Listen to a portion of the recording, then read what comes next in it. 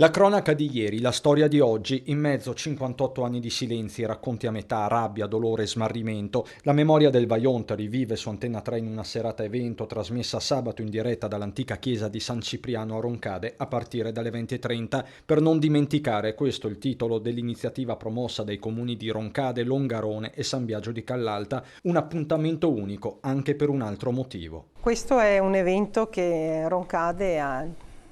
orgogliosa anche di ospitare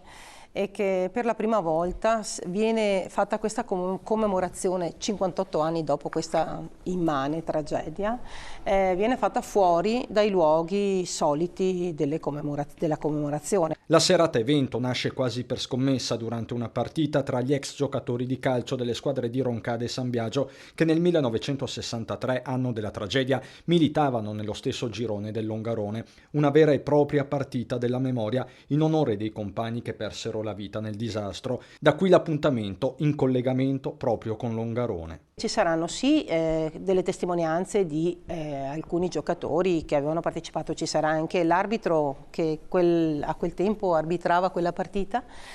ma ci saranno anche proprio testimonianze di parenti, ecco, certo. Quindi sarà una serata un po' sicuramente diciamo emozionante che prenderà sicuramente il cuore di tanti. Ma l'intero fine settimana sarà dedicato al ricordo del Vajont. Domenica in prima serata alle 21:15 sempre su Antenna 3 sarà trasmesso il documentario L'eco del fango, il reportage firmato dal vice direttore di Media Nord-Est Ferdinando Avarino e Fabio Verin con le voci di chi quella sera del 9 ottobre del 63 ha perso tutto, ma non la forza del ricordo, la rabbia e un dolore mai sopito.